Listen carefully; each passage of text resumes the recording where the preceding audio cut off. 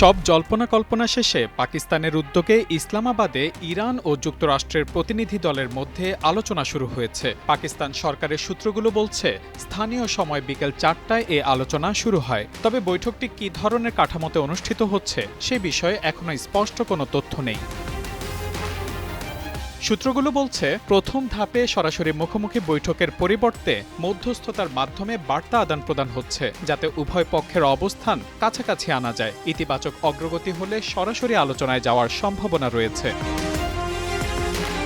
আলোচনায় অংশ নিতে ইরানি প্রতিনিধি দল শুক্রবার রাতে ইসলামাবাদে পৌঁছায়, আর মার্কিন প্রতিনিধি দল শনিবার সকালে সেখানে পৌঁছায়।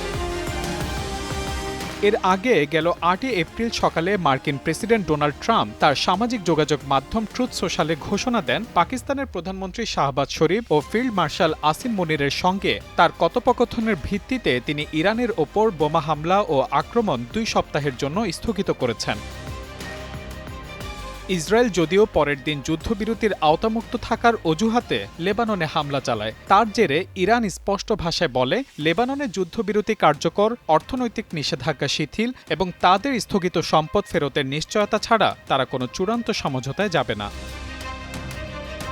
উত্তেজনাকর এমন প্রেক্ষাপটেই পাকিস্তান চেষ্টা করছে আলোচনাকে দীর্ঘমেয়াদী কাঠামোয় নিতে, যাতে শুধু তাৎক্ষণিক উত্তেজনা নয়, ভবিষ্যৎ সংঘাতও এড়ানো যায়। কূটনৈতিক মহলের ধারণা, এই আলোচনা সফল হলে মধ্যপ্রাচ্যের চলমান অস্থিরতায় বড় ধরনের প্রভাব পড়তে পারে, আর ব্যর্থ হলে নতুন করে সংঘাতের ঝুঁকি আরও বেড়ে যাবে।